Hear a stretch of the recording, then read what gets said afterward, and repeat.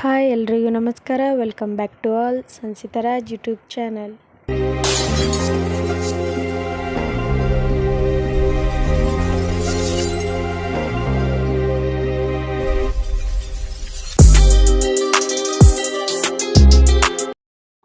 ಇವತ್ತು ನಾನು ಮತ್ತು ನನ್ನ ಹಸ್ಬೆಂಡು ಹುಡುಗರನ್ನ ಕರ್ಕೊಂಡು ಹಗರಿಬೊಮ್ಮನಹಳ್ಳಿಗೆ ಹೋಗ್ತಾ ಇದ್ವಿ.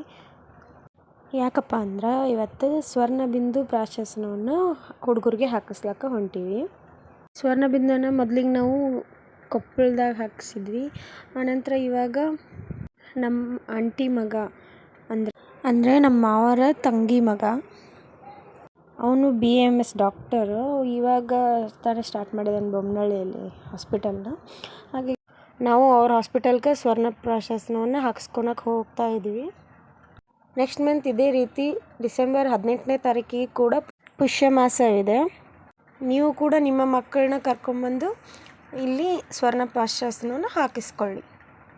ಈ ಸ್ವರ್ಣ ಪ್ರಾಶಾಸನವನ್ನು ಎದಕ್ಕೆ ಹಾಕಿಸ್ಬೇಕಪ್ಪ ಅಂದ್ರೆ, ಇದರಿಂದ ಹುಡುಗರಿಗೆ ಬುದ್ಧಿಶಕ್ತಿ ಮತ್ತು ಜ್ಞಾಪಕ ಶಕ್ತಿ ಹೆಚ್ಚಾಕತ್ತೆ. ಇದು ಏಕಾಗ್ರತೆ ಮತ್ತು ಗ್ರಹಣ ಶಕ್ತಿಯನ್ನು ಹೆಚ್ಚಿಸ್ತೈತಿ. ಮತ್ತು ಇದು ದೈಹಿಕ ಮತ್ತು ಮಾನಸಿಕ ಸ್ವಾಸ್ಥ್ಯ ಪಾಲನೆಯನ್ನು ಮಾಡ್ತೈತಿ. ಮಕ್ಕಳಿಗೆ ಬುದ್ಧಿಶಕ್ತಿ ಹೆಚ್ಚಿಸುವ ಮತ್ತು ರೋಗ ನಿರೋಧಕ ಶಕ್ತಿಯನ್ನು ಹೆಚ್ಚಿಸುವ ಈ ಸ್ವರ್ಣಬಿಂದು ಅಮೃತ ಪ್ರಾಶನವನ್ನು ಪ್ರತಿ ತಿಂಗಳು ಪುಷ್ಯ ನಕ್ಷತ್ರದ ದಿನದಂದು ಹಾಕಿಸ್ಬೇಕು. ಮತ್ತು ಇದನ್ನು ಹುಡುಗರಿಗೆ 16ನೇ ವಯಸ್ಸಿನವರೆಗೂ ಹಾಕಿಸ್ಬೋದು. ಹಾಸ್ಪಿಟಲ್ದಾಗ ಮೊದಲಿಗೆ ಹುಡುಗರು ವೇಟ್ ಚೆಕ್ ಮಾಡ್ತಾರೆ, ಆಮೇಲೆ ಹೈಟ್ ಚೆಕ್ ಮಾಡ್ತಾರೆ. ಅದ್ರ ಮೇಲೆ ಎಷ್ಟು ಡ್ರಾಪ್ಸ್ ಹಾಕಬೇಕಂತ ಡಾಕ್ಟರು ನೋಡಿ ಹಾಕ್ತಾರೆ. ನೋಡಿ, ಅದೇ ರೀತಿ ನನ್ನ ಮಗಳಿಗೂ ಕೂಡ ಚೆಕ್ ಮಾಡ್ತಾ ಇದ್ದಾರೆ. Very good. ನೋಡಿ, ನಮ್ಮ ಸಮೀಕ್ಷಾ ಇನ್ನೂ ಸಣ್ಣವಳಿದ್ಲಲ್ಲ, ಅಂದರೆ ಇವಾಗ ಅವಳಿಗೆ 7 ಮಂತ್ಸು. ಹಾಗಾಗಿ ಅವಳಿಗೆ ಒಂದೇ ಡ್ರಾಪ್ಸನ್ನು ಹಾಕಿದ್ರು.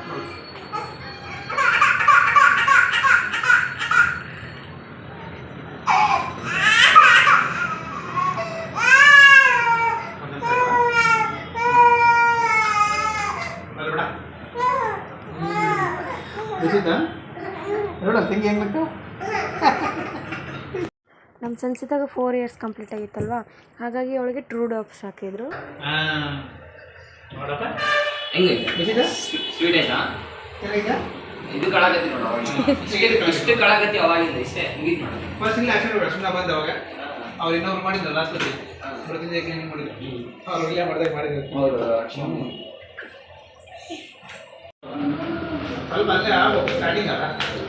ಅಲ್ಲಿಂದ ನಾವು ಇವಾಗ ಸ್ವಲ್ಪ ಶಾಪಿಂಗ್ ಇತ್ತು, ಹಾಗಾಗಿ ಫೋಕಸ್ ಮಾಡಿ ಹೋಗ್ತಾ ಇದ್ವಿ.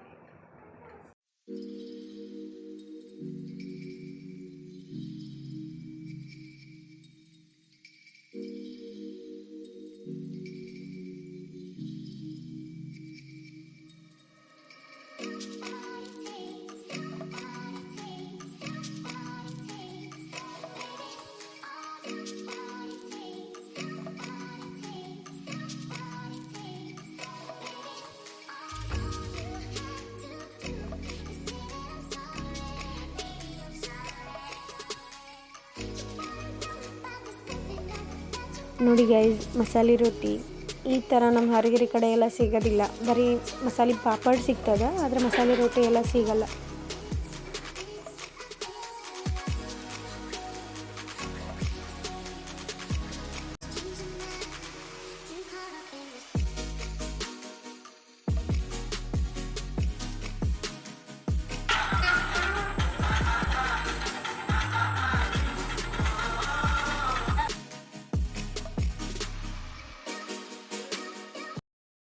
ನಿಮಗೆಲ್ಲ ಇವತ್ತಿನ ಕಂಟೆಂಟ್ ಇಷ್ಟ ಆಗಿದೆ ಅಂದ್ಕೊತೀನಿ. ಹಾಗಿದ್ದರೆ ಲೈಕ್ ಮಾಡಿ, ಶೇರ್ ಮಾಡಿ, ಹಾಗೂ ನಮ್ಮ ಚಾನಲ್ನ ಸಬ್ಸ್ಕ್ರೈಬ್ ಮಾಡಿ. ಮಿಸ್ ಮಾಡದೆ ಬೆಲ್ ಬಟನ್ನ ಕ್ಲಿಕ್ ಮಾಡಿ.